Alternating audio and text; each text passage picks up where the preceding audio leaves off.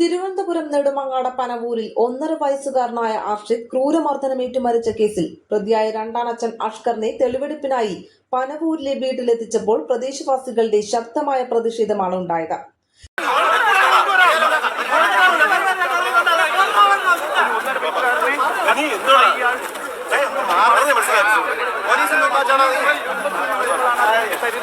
അതുകൊണ്ട് തന്നെയാണ്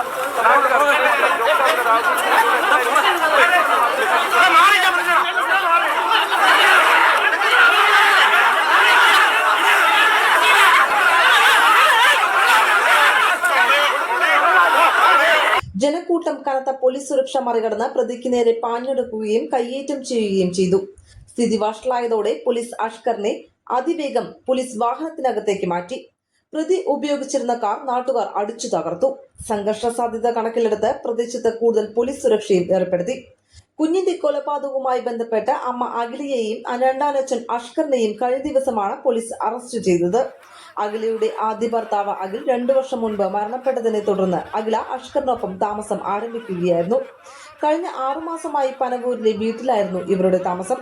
ഇവർക്ക് നാട്ടുകാരുമായി കാര്യമായ ബന്ധമുണ്ടായിരുന്നില്ലെന്ന് പ്രദേശവാസികൾ പറയുന്നു. വീട്ടിൽ നിന്ന് പതിവായി കുഞ്ഞിന്റെ കരച്ചിൽ കേൾക്കാറുണ്ടായിരുന്നുവെന്നും അടുത്തിടെ കുഞ്ഞിന്റെ 2 കൈകളിലും പ്ലാസ്റ്ററിട്ട നിലയിൽ കണ്ടിരുന്നുവെന്നും അയൽവാസികൾ വെളിപ്പെടുത്തി. News desk.